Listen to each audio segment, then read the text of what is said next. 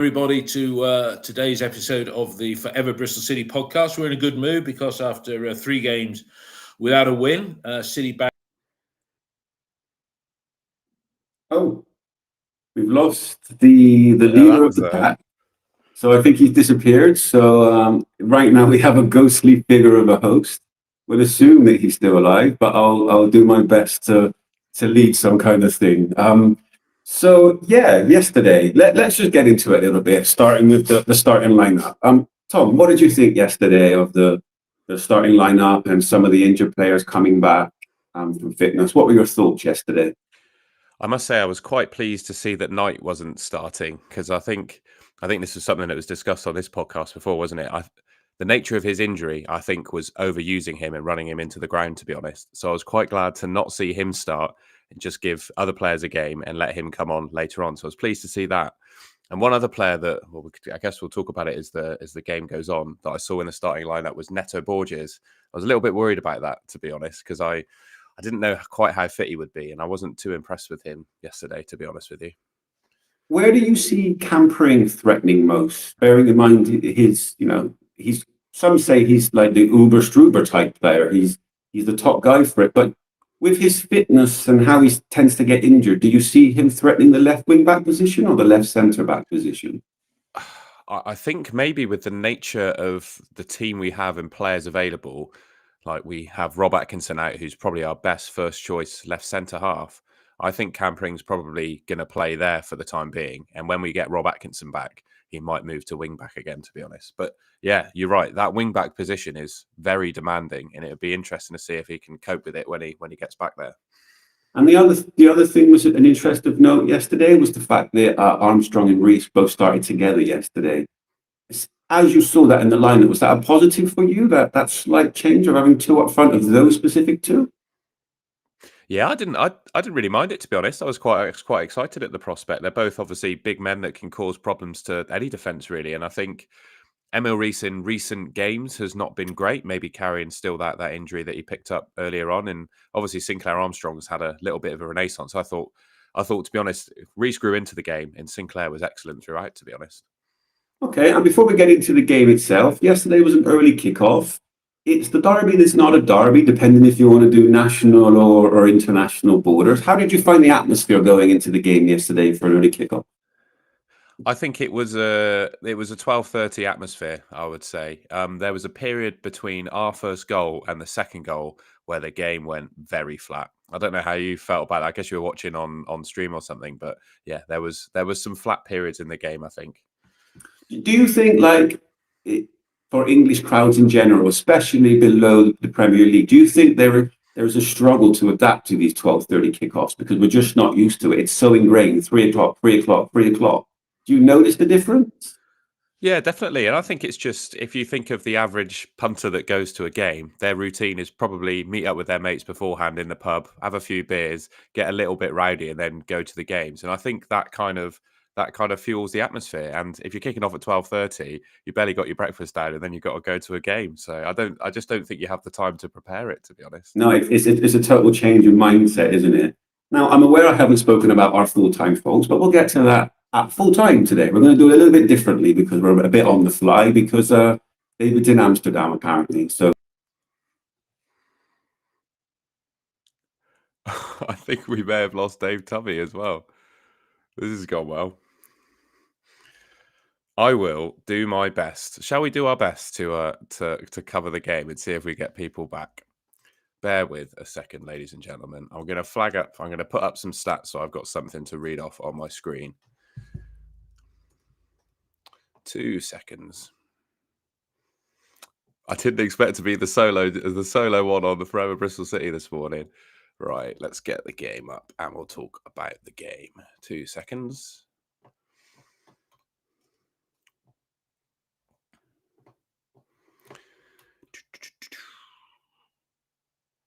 Bristol City, Swansea. The Robin's Nest Light, indeed, mate. This is an interesting one. We'll see if we get them back, the 2 days back. I won't go on for too long if it is just me, because I don't think people come and watch this podcast for just me. So we'll run for another 10 minutes. And I'll quickly talk through the game if it is just me, and we'll try and get the rest of them on. So yeah, 3-0 win against Swansea. we do need to also find time for Dave Potier to do a little advert as well. A 3-0 win against Swansea. I wrote down some notes to cover sort of what happened in the first half. I thought for the first sort of 5 minutes of the game leading up to our first goal, we were unbelievable, putting Swansea under some real pressure. I think we had 2 or 3 shooting opportunities where we forced Vigouroux, their keeper, into a save. And then obviously the goal came from a corner. It was an Anis Mehmeti shot from outside the box to the near post. Vigouroux parried it out for a corner, and then we had the corner. Mehmeti delivered it to the near post, and Rob Dickie was there to head it in. I don't know if the set piece was aligned to a routine, because I wasn't sure if it was a good ball from Anis Mehmeti, because it really did. It hit right on the near post. I didn't think the quality of the ball was actually that good, but maybe it was a rehearsed set piece routine.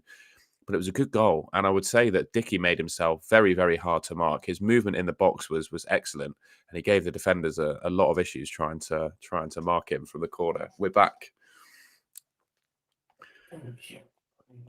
Dave T, I was holding fort, and I was talking about the first goal. That's what I got up to. Okay, sorry, I've come in on the other one. This is a chaos morning. So where were you? Sorry, what were you talking about?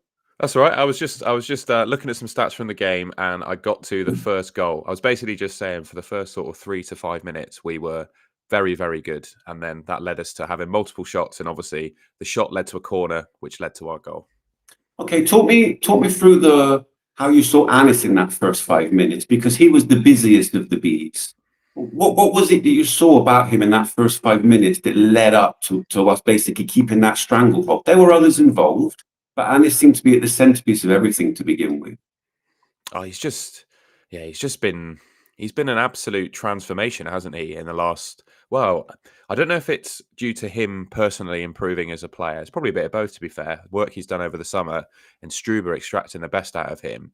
But yeah, just in general comment about Anis Mehmeti, and that was epitomised by those sort of first few minutes. He stepped it up an absolute level, hasn't he? Back in the room, everybody back. Great. Got a power cut hit. Right. For those of you that have listened for the last 5 minutes, excellent job, Tom. Don't know what happened with you there, Dave. Everything's gone. So for everybody, the audio, for the purposes of the audio version, let's start again. Tom, you did an excellent job. Yeah. I lost connection and I couldn't get back in because you had the hosting power. So I had to log in on yours to get myself back in. And I'm thinking, now you're Dave T. I'm Dave T.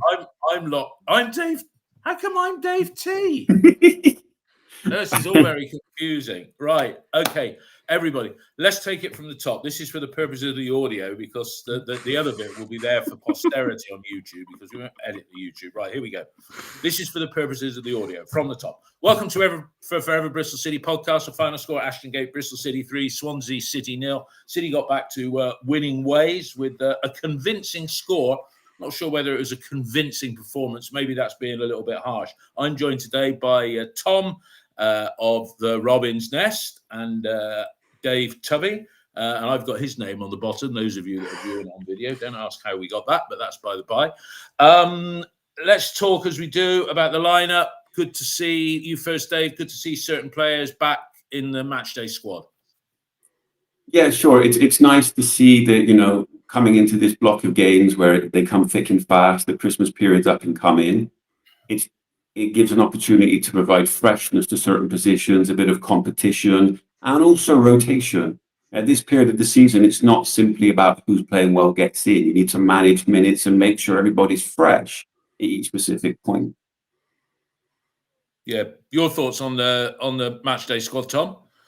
Yeah, I was pretty happy with the lineup to see it. I was quite excited at the prospect of Reece and Armstrong playing up front together, imagining that Mehmeti and Twine would be playing as, I don't know if you could call them deeper 10s. I don't really know what those roles are, but I think Scott Twine in particular works better in that position, to be honest. And obviously Anis was awesome yesterday, but I was a little bit worried to see Neto Borges starting at left wing back, because I wasn't quite sure how fit he would be for yesterday. But I won't start with a negative, because it was a good game.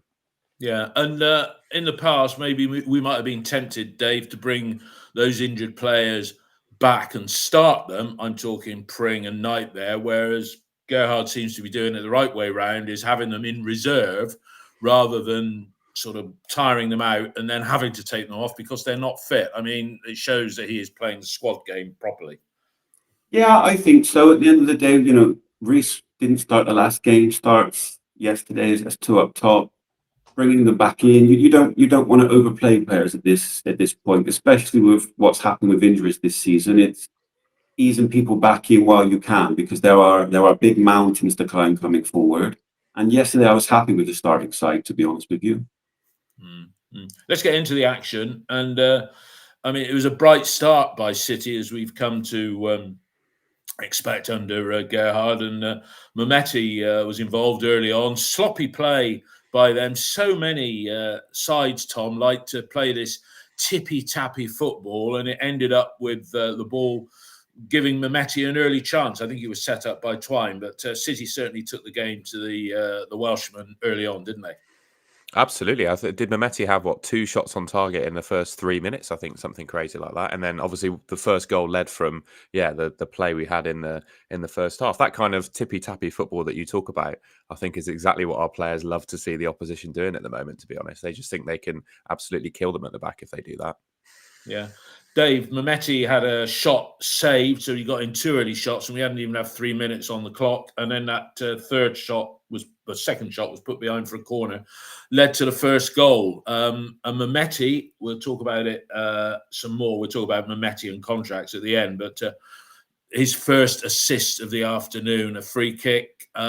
There's Dicky. That early phase of having the stranglehold on it, quite often you can make a strong start and then think, right, we're in the game. Let's assess where we are right now. But no, it was literally keeping the hands round the throat and really making something of that bright start. And what was interesting to me was the corner. To me, it looked like a worked on corner of looking for that front post. It was either going to be a flick on, and if it was a bit too high, having someone attack that space. There was an argument whether the keeper could have done better. For me personally, I think no, because I think it was on him so quickly that it's difficult to expect a keeper to do much there because of the pace and how close it was to him. But I felt personally it was a well-worked corner, and it's something that's good to see because this has been a weakness in our game for quite some time, and to score a corner like that is very pleasing.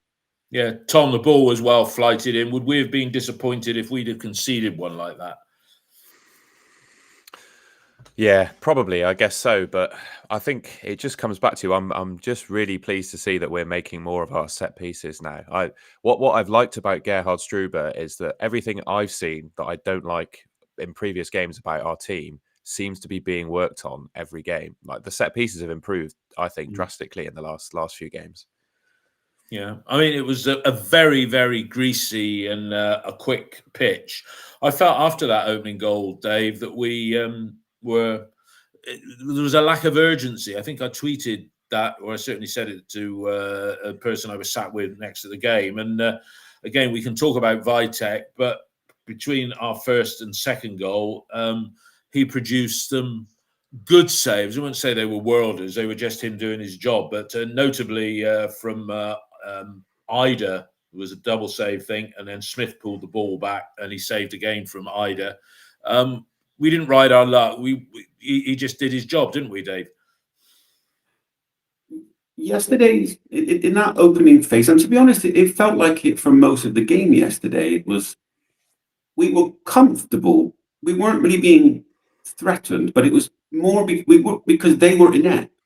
They weren't very good around the goal area. They were almost threatening. I never felt like we were safe yesterday. I always felt like if they get one, we could be in a bit of trouble here. It wasn't like a commanding overall performance yesterday. And I appreciate we haven't done the full-time full, so I'll add it in here, is that my feeling was, can you win 3-0 without playing that well? Because I really didn't think we got out of first or second gear yesterday. I felt we were going to win, but at the same time, I never felt truly like, well, this is done, this is safe. And it was reflected in that first half period. And what was interesting to me in that first half was not so much going forward, it was how we were set up. The fact that Viner was floating between 2 different roles, and we were rotating between the two, between 4 at the back and 5 at the back. And we came with a game plan, and Struber was showing, like, this is how you can manage a game while you're on it, and you can have an impact over the line. And some of those Vitek saves, I felt like some of them he could have done better, and some of them he did really well.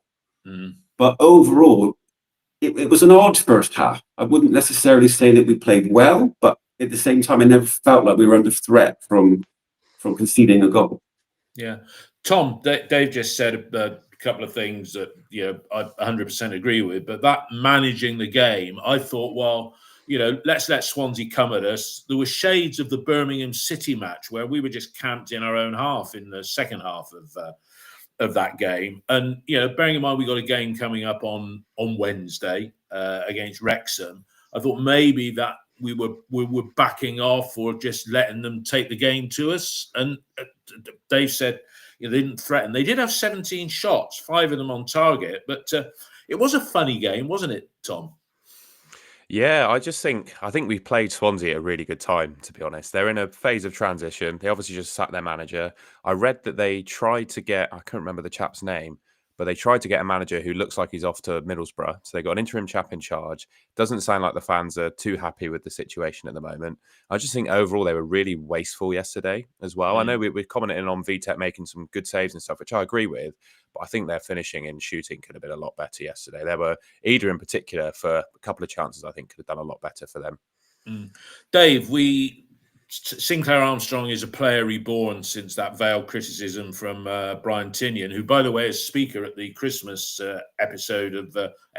Christmas Senior Reds lunch. So get a good chance to have a chat with Tinian, who's putting his head up the parapet there. But if you look at Sinclair Armstrong, and then you compare him with the player that led their line, Ida, the difference in price, Sinclair Armstrong allegedly 2 million, Ida allegedly 6 million. Based on yesterday's showing, do we get a better deal? What do you think? What did you think of that guy's performance? I felt like Armstrong, his performances recently have shown things that none of us saw before, to answer the question. In terms of the deal, your actual question, it's hard to base that on one game. I didn't feel like their striker necessarily played that poorly yesterday because, like you said, they were in the game the whole time. But focusing on Armstrong, I feel like he's showing us things I haven't seen. The flicks, the touches, the spreading the play, the spatial awareness. And when people say, like, I've always seen a player in there, but it wasn't this. It was the ability to run the channels, to get in the holes, and it wasn't doing this stuff. And my question to you guys is, do you think that this has become because of Tinian's words, where he's suddenly gone, oh, I better up my game here?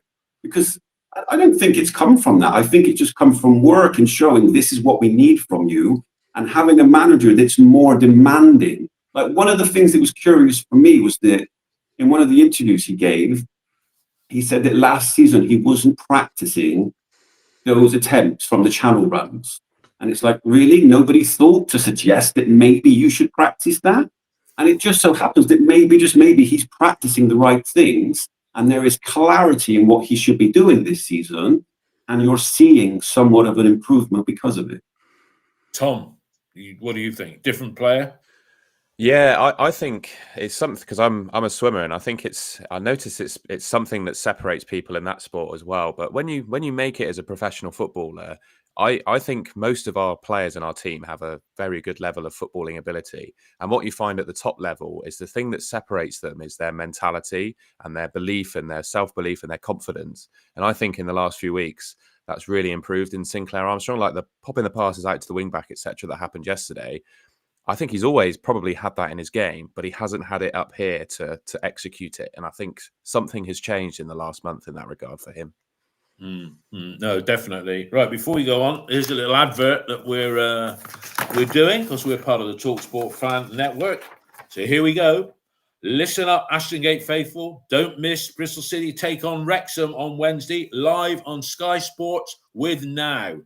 City's recent form, well, it's a bit mixed, but we got back to winning ways the other day, and they come up against the showbiz team, Wrexham. I don't think Rob McElhenney or the other guy will be there because they're probably enjoying the sun in California, but we might come up against our former player, Matty James, who came on as a sub for the Welshman yesterday. So don't miss a moment. You can stream Sky Sports on Now flexibly like Wrexham versus Bristol City this Wednesday. Search on nowtv.com.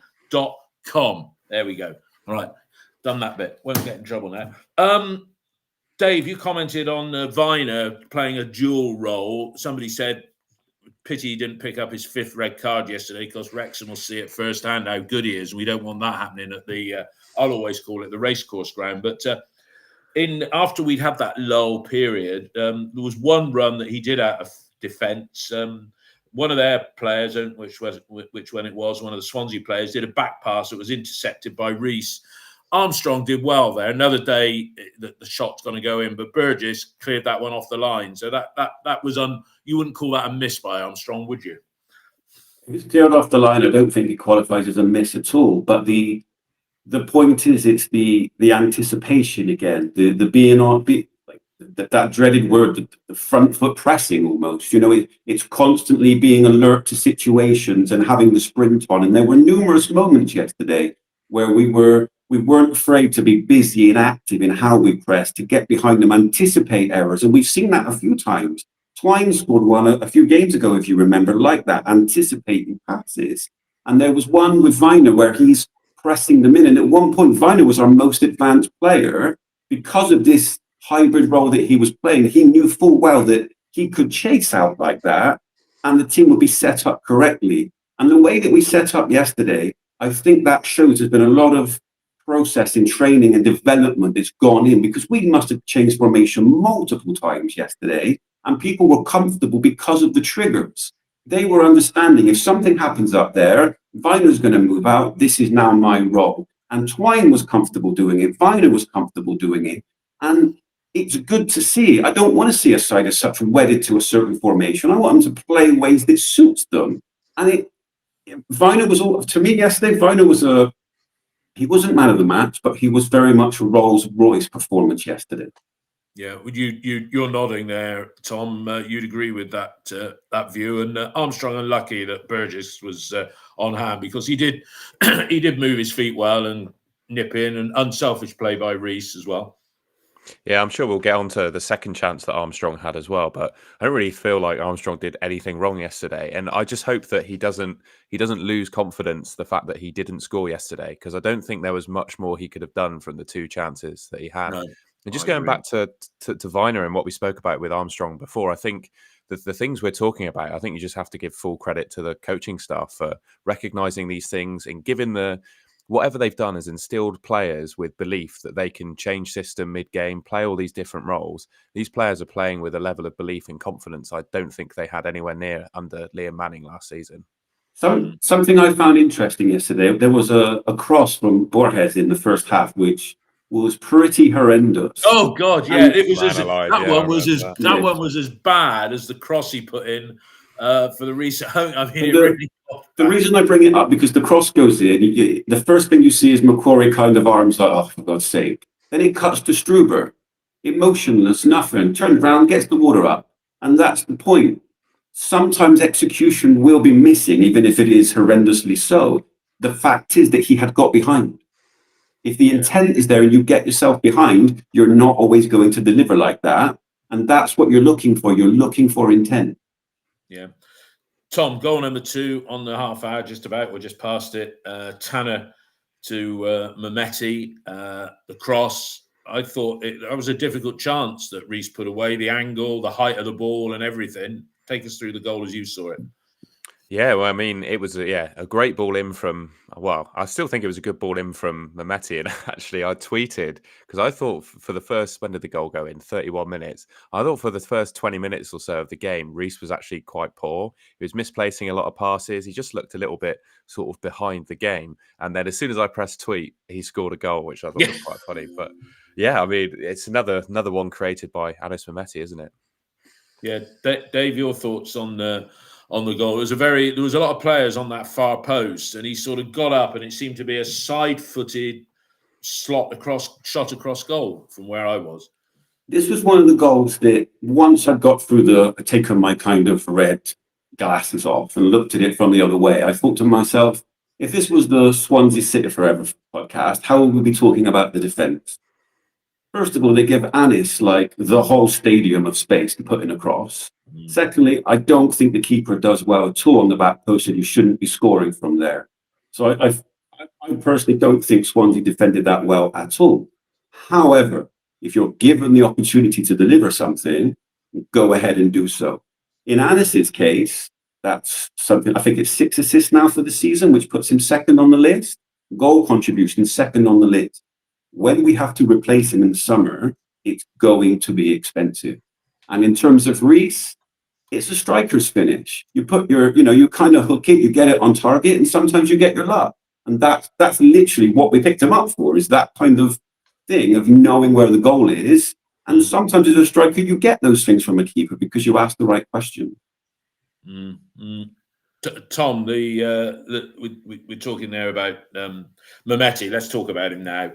3 assists in the game in total. That is the first time, apparently, that has been done by one player at this level in 10 years. Yeah, that's some achievement. And this was a player that was brought in by Nigel Pearson. Well, it'll be 3 years come January, to be the maverick in the dressing room. Pearson didn't seem to fancy him that much, even though he brought them in, and then he seemed to blossom a little bit in the start of Liam's first season in charge, because he got those 11 goals and didn't feature much towards the end of the season. Dave's alluded to the cost of replacing him. And the cost of replacing him is far greater than giving him an offer he can't refuse, one would have thought, yes? So I'm looking at FOTMob right now, which is a good resource of football data, and it says his market value is £5.8 million. I'd probably agree with that, to be fair. I think if that's his going rate on the market at the moment, 5 to 6 million, yeah, absolutely agree. And in terms of keeping him, I genuinely think the only way we keep Anis Mehmeti is if we get promoted to the Premier League. That's probably the only way we do it, to be honest. You wouldn't make him a revised offer then? Or do you think he's committed? Do you think he's committed to leaving? Because I said to the person I was at the game with yesterday, some things he does. I mean, he's good, and he's now a good Championship player, but he does the occasional thing where you think that's why you're not a Premiership player yourself. But what's the outcome there? Do you think? With no way we're going to get him to change. It's agent talk influencing him to some extent. You might have to ask Tinny in that one when he's hosted the. I will. Don't worry. Thing you were talking about. I think one of the things that may hold him back from a Premier League move, I think, is like his outright athleticism. I think when you look at all of the wingers in the Premier League, all of them are just absolutely rapid and like athletic monsters. I don't think he's quite on that level yet, but that's not to say he can't get another move to a top European league outside of England. So I just think we're competing with such a broad range of clubs and budgets to keep him at this point. That's the problem. I just don't think we will be able to compete in the market. And I'll ask Dave the same question, but on Anis, I mean, Albania, are they still in the World Cup? Are they or in the qualifying, or did they go out of the World Cup in midweek? I can't remember. They finished second in there. So they're still in it. I wonder if he. I think so, Mr. Nest. I think you can look that stuff up. But I believe they finished second in the group.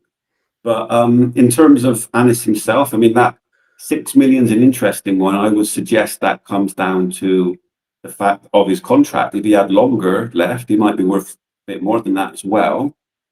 Would he be a winger in the Premier League? I think it's a very good point on the athleticism, the speedy type. But he's very technical. He's showing, he can adapt to other positions like the number 10 role yesterday. And he's kind of... words from a year ago no longer apply to him. I remember on this podcast listening often, he was a 1 in 8, a 1 in 8, a 1 in 8. Well, yesterday he was a 3 in 1. He's producing stuff all the time now. He is a dangerous player, and it's not just goal scoring; it's assists. He's becoming he's been for quite some time our most important attacking player, because he was always the one that was getting into positions. But he's ending this debate more and more and more because he's delivering more and more and more. Yeah, 2 people have said on the text feed. Dharm has said we've got a replacement in you. And Michael Thresher, he said, can't see us spending. For Mehmeti, it could be Stokes, Peckover and Sam Bell. And Sam Bell, who's having a good season at Wycombe Wanderers, got a brace of goals yesterday. Sam's out of contract in the summer. Tom, I don't know how Wycombe are doing in their league, but, do you see Sam Bell being offered a new contract? I think we've done him in as a championship player, really, haven't we? I think so, and I almost think for him personally, and I've obviously got the best interests of Bristol City at my heart, but I almost think for the best of Sam Bell, it might be best for him to move on in the summer. To be honest, I mean, we've seen I wouldn't say a complete transformation, but he's obviously playing well for Wycombe in League One, and I think just in general, a change of environment has probably helped him. And there is a large gulf between League One and the Championship as well, so he might be banging in the goals in League One. But I think he would still probably struggle to get those kind of numbers in the Championship, to be honest with you. Yeah. Talking about the Bell family, I was out walking my dog yesterday morning along Clevedon Road in Tickenham, and I saw this guy in black jogging away. So I held Sydney on his lead as he went by. And it was none other than Sam Bell's dad, Mickey Bell. And I didn't say, it's Mickey Bell. I just carried on walking and thought that was Mickey Bell that walked past me. Anyway, useless piece of information there. We went 2-0 up. Swansea came back at us. Cullen, he shot over the top. And then Reynolds, he had a shot saved by Vitek. I think might have been one that you were alluding to, Dave. A couple of times Vitek spilled the ball when he made the saves. And on this occasion, McCrory hacked the ball away. What did you think of McCrory yesterday, Dave? Because, there was a marked improvement down that side when Sykes came on. And I just think he plays better on the right rather than the left. You mean the left better than the right? The left better than the right, yeah. Sorry, the opposite to what he should be doing. Yeah. No, it's an odd thing because he should be playing better on that position, on that side. It would make sense. I just find it recently. I think he's gone off the boil slightly, and for that reason, he does play better on the left because he is so well built and so physical. He kind of shuts down the side when it comes to the attacking play. Whereas if he's on the right hand side, you need him to be a lot more aggressive going forward. And he's kind of Sykes is ahead in the pecking order when it comes to attacking play right now. But between the two, you probably still start McCrory because what he delivers going both ways. But I do agree with you that when Sykes came on, you did see a difference going forward. Tom, we talk about in the absence of Pring, and Gerhard resisted the temptation to give him any minutes yesterday. In the absence of Pring, you were questioning Borges' fitness, and everybody's a bit meh when it comes to Roberts playing over there. He scored some goals from that left side, McCrory. Why not get your best players on the pitch? So put McCrory on that left side and start the game with Sykes. What do you think? Knowing that you can come on and play either left or right in that wing-back role. Yeah, but personally, that was the question I had over the starting lineup. But I think it probably goes back to a point that Dave T made earlier on in the podcast. I think Neto Borges ticks the boxes more that Struber wants to see in a left wing back than McCrory does. I think, we talked about his terrible cross, but he still puts himself in the positions all the time to get in those, get those crosses in, etc. I just think in terms of boxes ticked for a left wing back, Borges does more than McCrory does, so much so that he's probably willing to play him there, even if he's carrying niggles and injuries, to be honest. Okay, interesting point. Oh, half-time came. Interestingly, yesterday, I don't think there were 23,842 people in the ground yesterday. It was deserted, relatively speaking, with about 8 minutes to go to kick-off. I know the swarms came up from underneath, and I do hate it seeing that bank of away fans behind the goal making a lot of noise. Although, say at 2-0 down, we pretty much shut them up. Into the second half, Sykes and Knight came on, and both of those combined for Mehmeti to put in a shot. I mean, he was everywhere yesterday, wasn't he? But what did you think of the timing and the type of substitutes he made yesterday, Dave? Knight and Sykes coming on for Reese and McCrory. Was that a logical? Well, first of all, I felt like it was good management. It was the right times for a sub. Swansea started the second half brightly. There needed to be something needed to change. It was like they were. It was the consistency from that first half following on. It was Swansea having the ball, getting in and around the goal, being a bit wasteful, but just feeling that we're flat. We're 2-0 up. Are we managing the game? I didn't feel like we were. If they score here, we're going to be in trouble. So the subs for me were right. It's great to see Jason Knight come back. What I did find interesting was that it was Reese that went off and not Armstrong. And at that moment, is Armstrong going to play the 90 here? And we know what comes later with that situation. So we start to understand why he comes off a lot. But it was very pleasing to see Jason Knight come back. And straight away, the first thing he does is make an interception that leads to an opportunity. But for me, it was the right subs at the right time. Yeah. Tom, you'd concur with that view?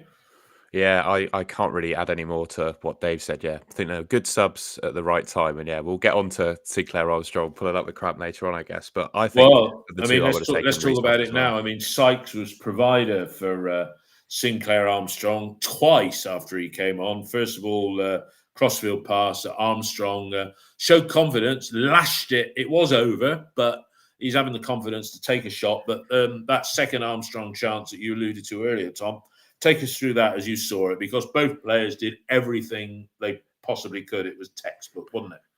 Yeah, I mean, it was an inch perfect cross from Sykes, and I think when the ball's coming in at that kind of speed and you're sprinting as a player, it's quite difficult to completely direct the shot. But so I don't think Sinclair could have done much more than that. And like I said earlier on, I just hope that, you know, the couple of chances that he missed yesterday, which on another day could have gone in, it doesn't knock his confidence, because I personally don't think he could have done a whole lot more from both of those chances. He was just unlucky. Dave, your thoughts on that that chance that he had? Yeah, there's nothing wrong with it. Just a good save by Vigouroux, wasn't it, really?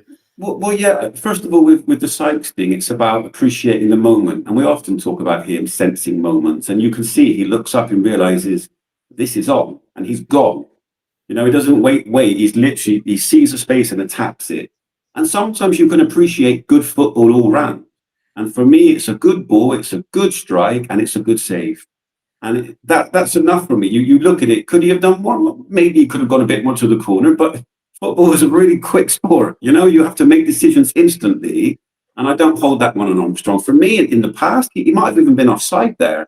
The fact is, he did hold his line right. He did put himself in the right position. And if he keeps creating these types of chances, like having one off the line, like this one, goals will come. Yeah, they will. And then, Tom, more substitutions. At least we didn't run out of opportunities. We did do 3 sets in, which is the maximum allowed. 72 minutes. Ewan Roberts coming on for Twine and Borges. Yeah, what do you think of Scott Twine yesterday? Wasn't his best game. Wasn't his worst game. I do think the system that we played yesterday and the role that, because he played a similar role to what he played against Watford as well, didn't he? I think that suits him a little bit better than the right side of the front 3. And I would also question, we talked about Mark Sykes earlier. I would like to see Mark Sykes play as the right of the 10, the right 10 in that front 3 on occasion as well. I think he offers so much going forwards. And I also think that Scott Twine could benefit from some competition for that spot as well, to be honest.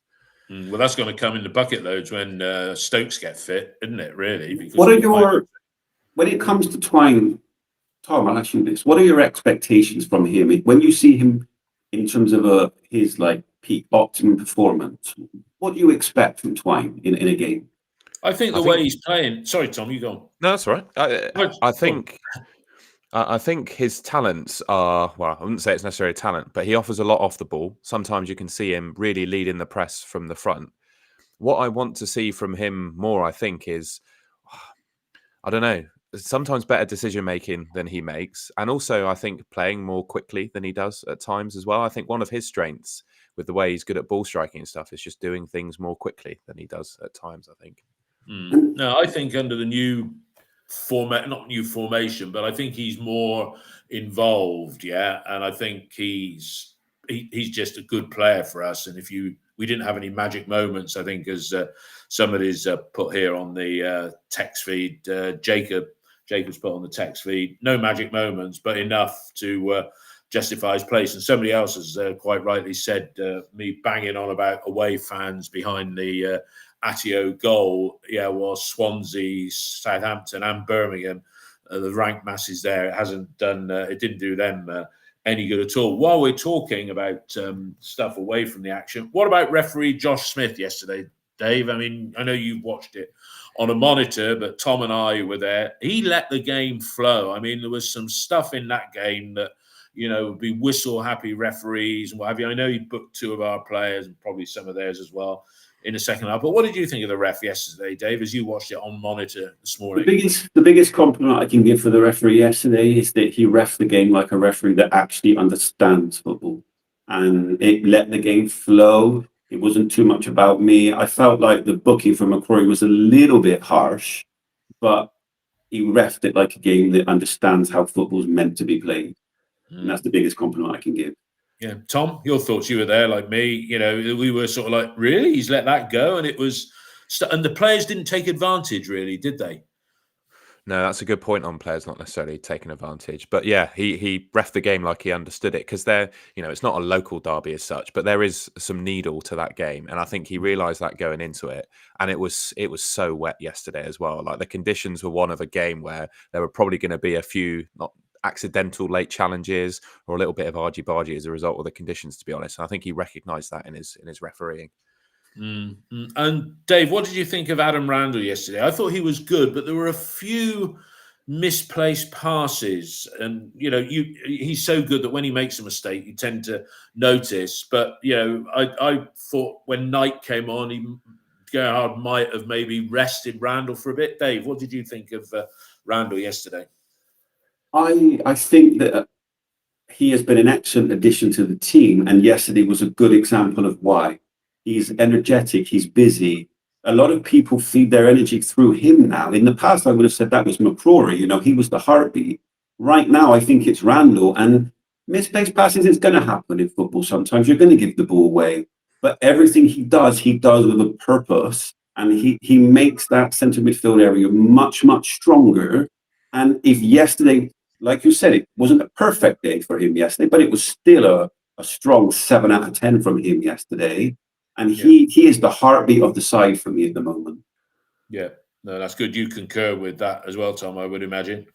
Yeah, I do feel like there were a few misplaced passes yesterday that because I imagine the players just had a total week off during the international break, right? They had a week off, probably got back to training on Monday. So he, in some ways, looked like he hadn't played a competitive game in a couple of weeks with a few misplaced passes. But yeah, we've got a really good signing in him. And I just think as an overall human being, he's a really down-to-earth, mature lad. I've seen a few things that he gets up to on social media. He just spent a week away with his girlfriend for the international break. Nothing silly. I just think he's a really good, mature pickup from he was captain of Plymouth as well, wasn't he? And a player that was highly regarded there. So we've done really well to get him.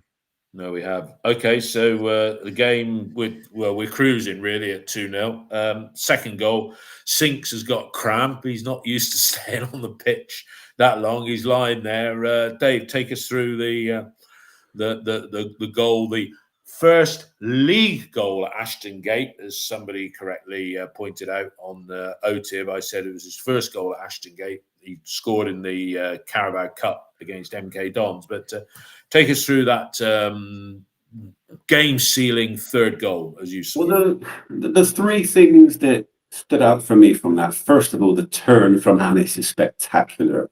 It opens up the space and completely beats his man. There was one in the first half from Twine, I believe, as well. So we are like the Cruyff turn shapeshifters at the moment, which is good to see. This shows players' confidence to express themselves. The U part in the goal is exactly what people have been saying for some time about his best position on the pitch. He essentially scores that goal as though he is playing as a right winger. He's out wide, he senses the space, and he attacks it, and he cuts inside as a result. That, for me, comes from a player that is not having to think about football. He's playing it instinctively as a person that is comfortable in that position. And the third point was the celebration.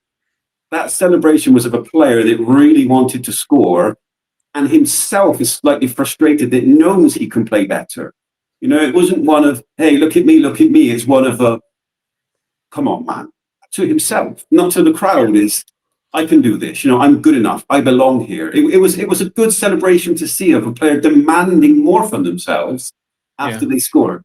Yeah. Tom, I think you said in the past you've expected to see a little bit more from you, and we're not quite sure what we've got. I mean, if you believe Tinian back in the last summer 24, when we signed him, it was as a winger, but he's been played all over the place, and if Paris have thought Mehmeti does go, there could be a future for you playing more minutes than he has done thus far. Yeah, I think he has had us. Hopefully, this game is the start of it for him as well. But I think similar to what Sinclair Armstrong was struggling with, it was almost all in his own head why he wasn't able to do the things that we wanted from an attacking perspective. Because I've always felt he has it in his locker. It may be just that he lacked the self-belief to occasionally like take a man on or take the shot. Because I think there were times where I've seen him come on as a sub and he's been in a shooting position and he's elected to devoid responsibility, give it to someone else and pass the ball. The goal he scored against MK Dons was really good. And the goal he scored yesterday, he couldn't pass it yesterday, he had to shoot. But I think he's always had this in his locker. It's just an aspect of belief that he may have been missing, to be honest. Yeah, and clever setup again by Mehmeti, his third assist of the afternoon. I've got to pick up on what Andrew Jones is saying here on the text feed. If you think Swansea, a 2-hour drive from Bristol, is a local derby, then you must also regard games against Pompey, QPR and West Brom as local derbies. They're all a couple of hours away. Yeah, I view a game against West Brom as a game there's a little bit of edge, but a game against Middlesbrough, I don't. A game it's contextual. It's international. We're talking about international. This is like England playing France. Right? Is that international piece there? It's going to be the same on Wednesday night when we play Wrexham. It's not a local derby, but you know, I'm surprised our fans weren't singing the national anthem or Swing Low when they chirped up behind the goal with their Welsh song. But missing the point. It's not all right. It's not a local derby. It's tribal. It's territorial. We both know, like, there are teams that you dislike more going that way. Like, they dislike Cardiff a lot more. But the fact is that they have to drive over a bridge, and the first city they come to is Bristol. Yeah. West Brom isn't a derby because the Black Country and the West Country are very different places. Yeah. And if we'd have been in the same league as West Brom a lot more often and had more of a historical rivalry, then maybe. But they're in like Birmingham, and for me, that's like the deep north. You know, it's a whole other world away. So it's very. I don't view playing Plymouth as a local derby because that's 2.5 hours away. But then that's a southwestern team, or Exeter for that matter. I wouldn't call rules, you know. There's another local derby that I don't think we'll ever see that again in my lifetime against another team. That well done, Steve Cottrell gave them a good idea, and is it 7 or 8 in a row for them now? But. There we go. It was interesting yesterday when the referee blew his final whistle. You know, you're sort of thinking there, saying, well, there's going to be one more move. And I think Vitek had the ball after we closed them down. And then, that's it. Game over. All a little bit muted at the end, wasn't it, Dave? Yeah, you know they've got one more attack. And as soon as it's done, it's like, right, game over. But I think like sometimes people feel like games are done for a while. The tension is out of it. Once you score the third goal, game's done, move on. At the final whistle, you're tense or you're not. And yesterday it was, okay, game's done because it had already finished at the third. But can we speak about the fact that 4th place, this far into the season, the struggles that we've gone through in the last few weeks with injuries, the fact that we've been the barest of bones with bones missing. And yet here we are, 4th place. That's something to be proud of as a way to start the season, I think. And I know it's a very condensed table. And one result goes from like 4th to 11th. But the fact is we are 4th. Dave, I'm looking at the league table now as we speak, and there's 4 points separating QPR in 15th and us in 4th. They're on 22, we're on 26. And if you want to take it to the extreme, you know, there's West Brom in 17th. They're only 5 points behind us. I think yesterday it was vital that we got the 3 points because the next 2 games, Wrexham got a draw at Ipswich, creditable result. Portsmouth beat Millwall. That was good because that pushed them back a little bit. But it's a very, very, very, very tough period coming up. And after Pompey away, it goes Millwall at home, tough. Leicester at home, tough. Coventry away, goes out saying very tough. Borough at home. And then we're West Brom away on Boxing Day, yeah. So, but people talk about it. People talk about football like it's a tough period. But personally, football live for moments like this. 4th in the league with big game after big game after big game.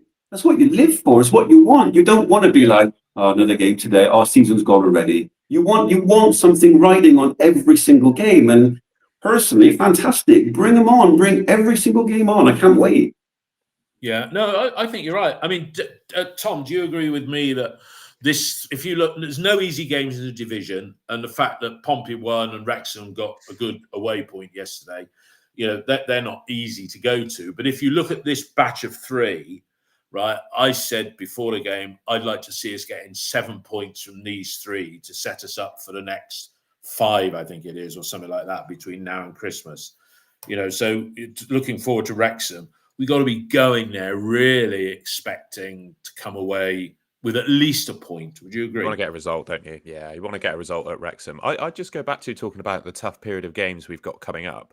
What do you think is tougher? Like going through the games that we did pre-international break with the injuries that we had, or this run of tougher games with better opposition with more players available to us? I think I have a feeling we've survived the worst period of our season, given the injuries we've just gone through. And yeah, there might be better teams that we're playing. Almost think in a way we match up better against these better teams than we do against the lower level. I got to agree with you there. And we've got the players available.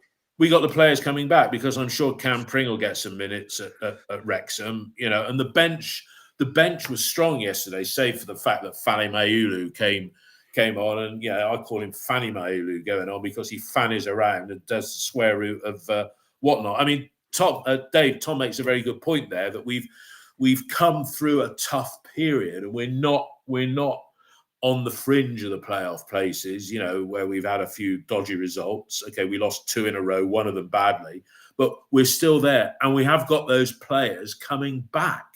And I think it goes without saying, actually, Struber deserves immense credit. But the reason I say I think is because of how he's done it. He's recognized, I want to play football like this, but I just don't have enough fit people to be able to do it.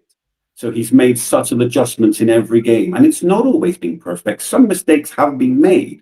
But that Watford game, for example, filled me with dread. And he went into it with 2 up front. He changed things around, and our approach was very effective. That Struber, yesterday we saw again another adjustment. We haven't seen Biner doing that before, of moving in between 2 positions. No. It's almost like he learned, like people on his wrong side. Exactly. The side that he's supposedly weaker, he's doing 2 different things effectively. That had been drilled into them with discipline. It wasn't just off the fly. It was recognizing moments. And going forward, looking at the next 2 games, Wrexham, we're probably going to see some changes. Why? Because we don't want to get to the moment where players are tired and then make the changes. It's like when you're on a bike, you get to a point where you're exhausted. No, you need to eat before you get there. These footballers need to be ready to go. The Portsmouth game, Portsmouth is always tough. But I remember last year, and there's a lot of players in that side with a point to prove and a demon to settle with Portsmouth away. And the next 2 games, we'll find out just how much we re-rotate and how serious we are as a club going forward, I think, because these are not 2 easy games. No. And personally, I think we'll pick up 4 points from the next 2 away games. Well, if we do, that would be fantastic, because it takes the pressure off. And look, I mean, we're coming up to that. It's not long away. Yeah, not even 6 weeks away now. The dreaded, transfer window. It's widely anticipated that Antoine Semenyo is going to go. There's a release clause of 65 million. Correct me if I'm wrong. That means if a club bid 65 million, they have to sell him, even though he's got the contract. I think the caveat there is that the bid has to come in by the 15th of Jan. I think I read somewhere. It's got to come early in the window. I guess, guys, could that figure be higher if you had Spurs, Arsenal and Liverpool competing for his services? I don't know if the transfer fee would be higher, to be fair. I just think the package that they offer Semenyo would differ, I guess. Because I guess if you activate the release clause, I don't suppose you can have a preference as to who he goes to. I don't know how that works, to be honest. No, I think Bournemouth have been very clear. They set the figure and they said we need 2 weeks' notice, and they've got to do it by the 16th of January or he's off the market. You know, they want time to replace him. Yeah. This transfer window, they've got some big decisions to make. I have a question for both of you, well, 2 questions actually. First of all, Weiner and Anik. contracts coming to an end, as we have discussed many times, as everybody knows. First of all, where we are, if we stay in this position, would you keep both and risk both of them being out of contract? Or would you let one go? And if you would let one go, who would it be? If you had the opportunity to, that is. If the offer came in. Oh, that's a really tough question, isn't it? I think you keep both of them. I think both players this season are worth more to us for the remainder of the season after January than a transfer fee that we'd get for them. I just think they're so essential to our team. We probably wouldn't even replace them in January. Even if you had the money and you spent some money, I don't think the correct level of player would be available because, let's be honest, they're probably starting for another championship team every week who would be reluctant to sell them. So I think they're more valuable to us than the transfer fee would be in January. And for you, Mr. P, which one of them is more important to re-sign if you choose to break the bank? I'll say Zach Viner. Why? I'd say Zach Viner. Look, there's two things here with both players, and I'm going to throw a third in there as well, Mark Sykes, because he can go. Yeah, Sam Bell can go, and Max can go as well. I'm not bothered about Max. I think, fingers crossed, we could even get Vitek for a second season on loan, maybe. But if you said to me, who do we keep? I would say Zach. I think Mehmeti's been playing to get. He's probably been offered a very good contract, but I think Mehmeti wants away. I don't think he feels the love for the club in the same way that Zach does. I remember Zach when they had that player cam on the pitch at Norwich when we went up there last month. You know, that you don't roar with enthusiasm when you're facing the away fans if you're not committed. Mehmeti, he's more about, and there's the agents there in the background as well. They want to get their big payday, and both guys, if they both went, it would be a travesty. But you know, you can't stop players wanting to make a change and better themselves. And Zach, this is his last chance as a payday, because I think if he's not 28 now, he certainly is in the relatively next few months' time. So where's he going to go? And they just might fancy a change away from us. But am I wrong in thinking that Anis will be much more difficult to replace? Because as good as Viner is, I feel that we've got a lot of strength in those areas, first of all. And generally speaking, defenders, you can find certain levels of replacement for them. Whereas Anis's output right now, it's not easy to replace that. I really feel like we're going to miss it. When he goes, that's going to be a huge void that somehow has got to be refilled. Mehmeti's form is such that, you know, we probably, you know, if you look at his form this time last year when he was scoring, we should have been giving him a really, really good contract offer then. Then he didn't feature, and he probably felt a bit messed around towards the end of last season. So you got to look at it from the player point of view. You know, how do you replace him? Well, as somebody said, we don't know what Stokes is going to be like, you know, and there are young wingers coming through. What is he? You know, is he a winger? Is he is he an inverted winger? You know, so what will be with that. I think the key thing is the club is going to get 11 million quid if Semenyo goes for the money that's mooted. Yeah. And there've been various mutterings on social media. You've probably seen it as well, Tom, that Struber's giving vibes that he's going to get supported in January. How much is support? Because John Lansdowne said a few months ago that, well, if we get a sell on, it just reduces the deficit, because the club keeps saying this, you know, by the time the transfer window closes, the club will know how much they lost for the financial year to June last year, right? So how much is he going to get? I mean, you know, if you look at a player like Ida, are we going to spend £6 million on a striker? And we're not scoring goals. We're not scoring goals for fun, but we're doing okay. I mean, Tom, do you think if we get 11 million, would you see us spending half of it? Would he get half of it, or is it just going to reduce the deficit? I think it all depends on Steve Lansdowne's view of the world, doesn't it? In the summer, I think Struber was pretty confident we'd get another striker through the door, as I understand it. He was saying it in interviews all the way up to the deadline day. And as far as I know, we got Jacob Brown in from Luton for a medical and he failed it. So that was the length of our ambition when bringing a forward in. But I feel as a fan, right, the way last season started under Liam Manning, I was not hopeful of a playoff spot at this point in time, to be honest. I think we really grew into the season and, to be honest, scraped over the line to get a playoff spot. This year is quite possibly, I've said it on when I've come on this podcast before, quite possibly the best starting 11 I remember Bristol City ever having. We've got a manager who's suited to the players. We're playing football the fans enjoy. We're fourth in the league in the middle of November. If you're a football club owner, I know he wants to sell, but he's been desperate to get this club in the Premier League. I just think this is one of the best seasons we've had so far as Bristol City Football Club.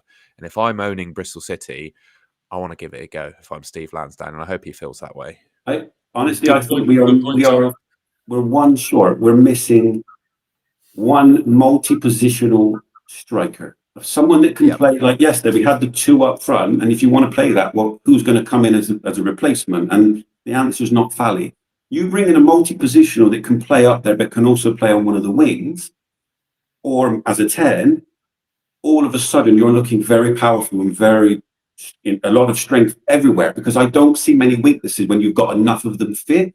And ask like Stokes is due to come back in December. That's another box tick. Knight is now back. Prin, where he played, but at the same time, as a left-hand side, I felt quite comfortable with what we've got available. I just feel like we need that one more attacking player who knows where the goal is, and all of a sudden, things really feel possible. Because if you look at yesterday, really, I just don't think we played that well yesterday, and we won 3-0. That's how good this side is. Yeah. I mean, if you look at players, there must be players. Would we go? Let's say we spend 4 million on one player. Let's say and this is ignoring trying to tempt Viner to stay. If we spend 4 million, I wonder who is on our target list for the summer who is out of contract that we could go in early. Yeah, which would be the difference. So that would be somebody that, because if you look at likely prospects, it's abroad and we haven't got a clue who's in that market abroad. We don't know what's out there. Probably the club don't know either, other than what they've seen on video clips. Then if you look in Championship, I wonder what players are out of contract in the summer that currently playing Championship up front that we could go for with a cheeky bid in, bit like with Mehmeti. Somebody could go for Mehmeti. Somebody could come in for Mehmeti in Jan and say, well, I'll give you $1.5 million for him, knowing that they could get him in the summer for nothing. Yeah, but they could come early.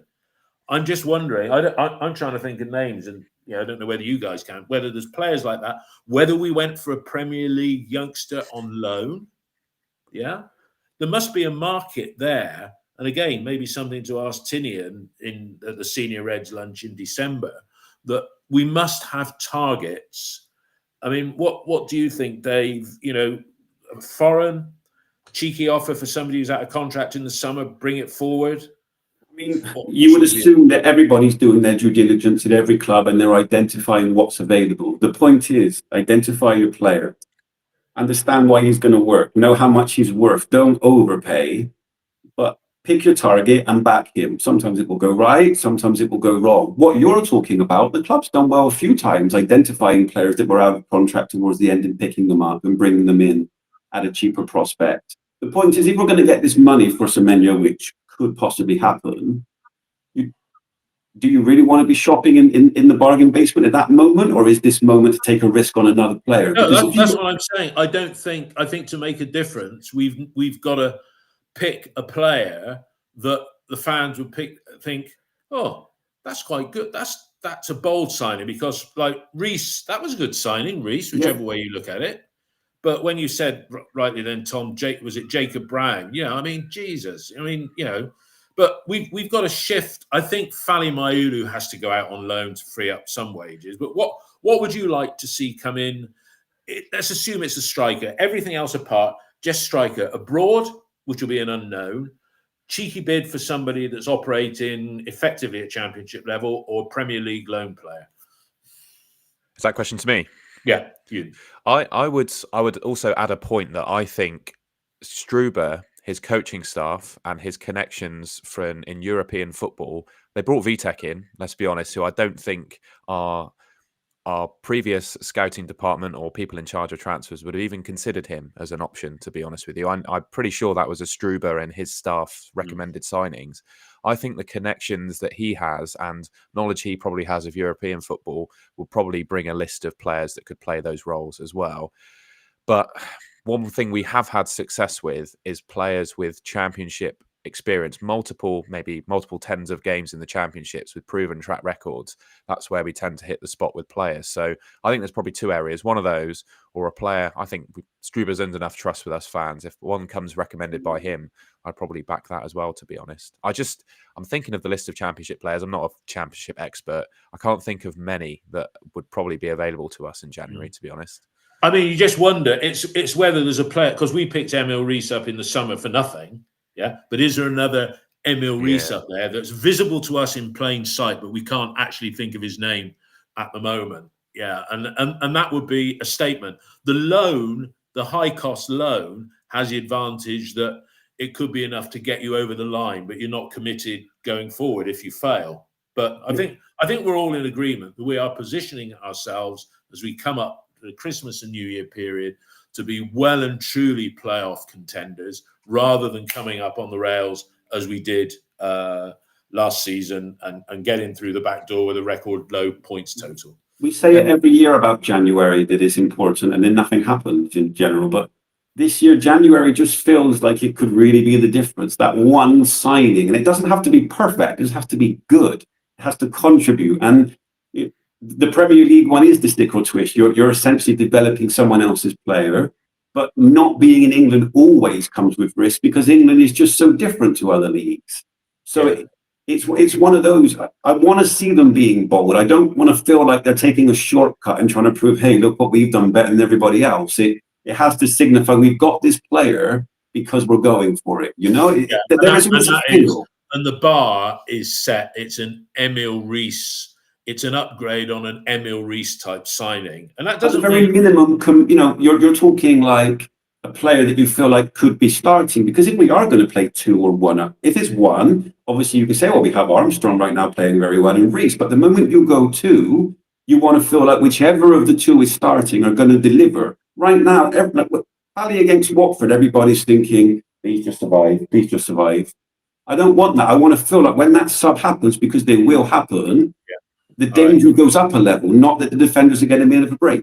Tom, final point from you. I would make one point as well on that. I think as a football club, if you're a free agent in the summer and you're looking for a club to join, I think Bristol City right now is probably the most attractive it has ever been for a new player to join us as a football club. And I would hold that in high regard as well. I think we could, just by what we bring for a player, I think we could beat off a lot of suitors, to be honest, even if we can't. Somebody's thrown a name there on the text feed, Michael Thresher. He said Campbell at Sheffield United. I'm guessing that's Tyrese Campbell, out of contract at the end of the season. Yeah, and he's damaged us a few times. All right, guys, look, I think we're done. Those that who joined us at the start, watching it live on YouTube, a little bit of a technical fault there. Excellent work from Tom, the Robin's Nest, holding the fort. Yeah, so I might just leave that up there.